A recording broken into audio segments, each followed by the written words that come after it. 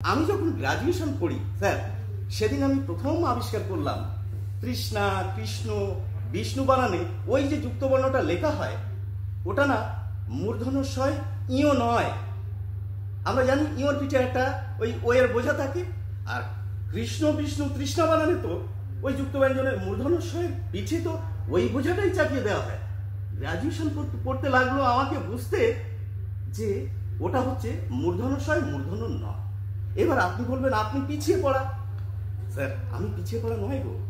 আপনি খবর নিন, এনারা যদি অস্বীকার করেন তাহলে বলবো ওনার সত্যকে অস্বীকার করছেন, অথবা এনারা এক্সট্রা অর্ডিনারি।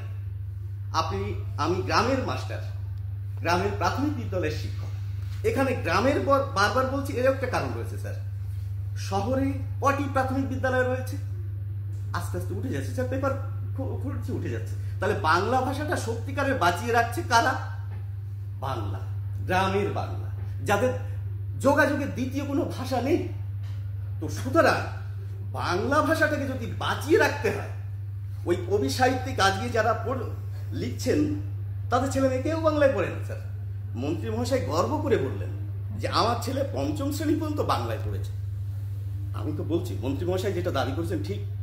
উনি যদি বলতেন প্রথম শ্রেণী থেকে ইংরেজি পড়ছে তাহলে আমি একটু বেশি কষ্ট পেতাম। তাই যাই হোক, উনি 5 পর্যন্ত বাংলা পড়াচ্ছেন।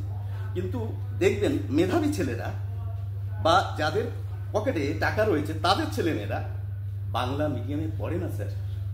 তাহলে পড়ে কারা? হ্যাঁ, এর মানে বিকল্প রয়েছে, কিন্তু স্যার সমস্যাটা হচ্ছে পিছিয়ে পড়া। গ্রামের ওই লোকগুলো যদি উন্নতি করতে হয় তাহলে যুক্ত ব্যঞ্জনটাকে ভাঙতে হবে।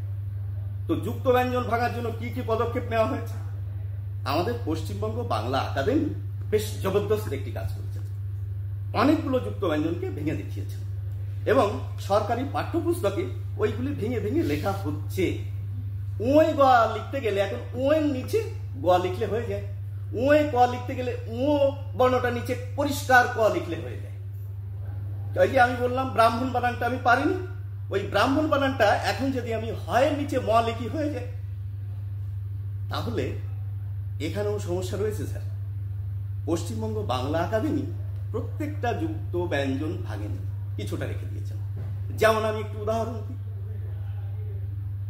বর্গীয় জয় ইও, এটাকে ভাঙেনি, কিন্তু ইও এই বর্গীয় জয়টাকে ভেঙেছেন। ইওর নিচে আপনি বর্গীয় জয় লিখতে পারবেন, ঠিক তো? ইও নিচে, হ্যাঁ, এটা লিখতে পারবেন, কিন্তু বর্গীয় জয় পরে আপনি পরিষ্কারভাবে ইও লিখতে পারবেন না। সে বিধান পশ্চিমবঙ্গ বাংলা একাডেমি দেয়নি। কেন দেননি? তার কারণ ওনারা দেখিয়েছে যে আপনি ইওই বর্গীয় জ, এই যে যুক্ত ব্যঞ্জন এর উচ্চারণ হচ্ছে ন জ, যেমন অঞ্জন, ন দন্ত জ উচ্চারণ করছেন ওর জন্য। কিন্তু ওই যে বর্গীয় জয় ইও বিজ্ঞান, হ্যাঁ বিজ্ঞান, ওখানে কিন্তু ওর নির্দিষ্ট কোনো উচ্চারণ নেই। নির্দিষ্ট উচ্চারণ নেই কিরকম? কেন?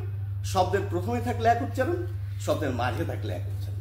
আপনি যদি জ্ঞান বলেন তখন প্রথমে যুক্ত ব্যঞ্জন লাগাচ্ছেন, তখন হয়ে যাচ্ছে গয় চন্দ্রবিন্দু। আর যখন বলছেন অজ্ঞ তখন হয়ে যাচ্ছে গয় গ উচ্চারণ। মানে নির্দিষ্ট উচ্চারণ নেই, সেই জন্য ওটাকে ভাঙা যাবে না। আচ্ছা, যুক্ত ব্যঞ্জনের আর সমস্যা কোথায় স্যার? যুক্ত ব্যঞ্জনের আরো একটা সমস্যা রয়েছে, সেটা গুরুতর, যেটা পাঠ্যপুস্তকে একদম আলোকিত থাকে না, আলোচনা নেই। সেটা হচ্ছে উচ্চারণ। কি রকম? যুক্ত ব্যঞ্জন আবার 3 প্রকার স্যার। আমি কি টাইম বেশি নিচ্ছি স্যার? না, ঠিক আছে, বুঝতে পেরেছি আপনার প্রসঙ্গটা। তো স্যার আমাদের করণীয় কি? আমি এবারে করণীয় করেই শেষ করছি। করণীয়টা হচ্ছে স্যার, আমাদের কিন্তু রাজা রামমোহন রায় খুব পরিষ্কার গৌড়ীয় ব্যাকরণ লিখে দিয়ে গেছেন, যুক্ত ব্যঞ্জনের কোনো নির্দিষ্ট রূপ নেই। অর্থাৎ আমি যদি পরিষ্কার করে লিখতে চাই 2টি ব্যঞ্জন বা 3টি ব্যঞ্জন লিখতে পারি, গৌড়ীয় ব্যাকরণ তিনি কিন্তু সে নির্দেশ দিয়ে গেছেন। সুতরাং আমরা কেন এই নীতিটা ব্যবহার করতে পারবো না? প্রথম কথা। দ্বিতীয় কথা, প্রাথমিক শিক্ষকদের ট্রেনিং দিতে হবে, কর্মশালা করতে হবে, যোগ্য প্রশিক্ষক দিয়ে প্রশিক্ষণের ব্যবস্থা করতে হবে। আশা করছি এই জিনিসগুলো যদি করা যায় স্যার, অ্যাপ্লাই করা যায়, তাহলে বাংলা ভাষাটা আরো কিছুদিন বাঁচিয়ে রাখা যাবে। না হলে কিন্তু ওই গবেষকদের, লেখকদের বই 2 দিন পর এই জাতীয় লাইব্রেরিতে ঠাঁই পাবে, মানুষের কাছে যাবে না। সকলকে ধন্যবাদ।